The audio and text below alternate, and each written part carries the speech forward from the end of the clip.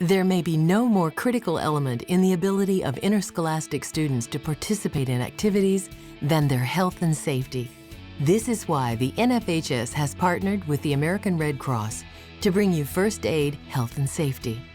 This online course is designed as an overview of first aid, including best practices for many situations requiring medical attention.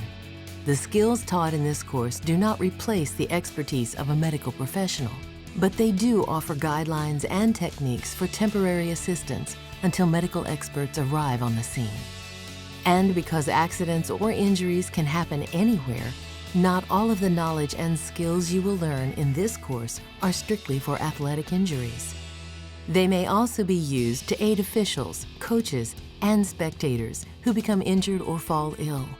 Take the course First Aid, Health and Safety, available on the NFHS Learning Center.